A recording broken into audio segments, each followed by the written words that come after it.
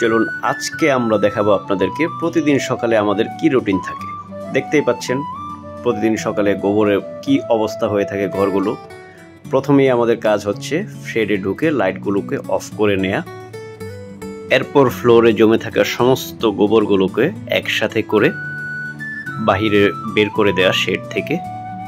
তারপরে খাবারের পাত্র, পানির পাত্র এগুলি প্রতিনিয়ত ক্লিন করা, প্রতি বেলার খাবারগুলো উঠিয়ে নেয়া, এরপর পানি দিয়ে ওই পাত্রগুলোকে খুব ভালোভাবে পরিষ্কার করে নেয়া যেন কোনো রকম ময়লা জীবাণু বা আবর্জনা না থাকে। তারপর আমরা ফ্লোরটাকে খুব ভালো করে পানির দ্বারা ক্লিন করে নেব।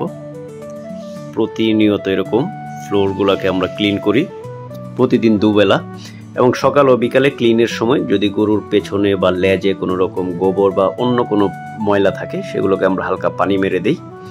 এতে করে যেটা হয়, গরুর যে পরজীবাণু বা অন্যান্য ব্যাকটেরিয়াগুলো সেগুলো মোটামুটি ক্লিন হয়ে যায়, কারণ লেজ দ্বারা গরু সবসময় নাড়াচাড়া করে।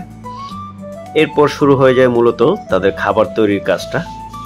দানাদার, কাঁচা ঘাস, সাইলেজ, খড় ইত্যাদি মিলিয়ে আপনারা জানেন আমরা সর্বদা টিএমআর ব্যবহার করে থাকি।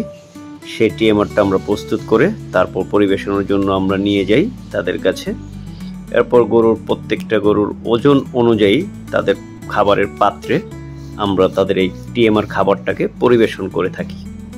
এভাবেই প্রতিনিয়ত চলছে আমাদের প্রতিদিন সকালের রুটিন।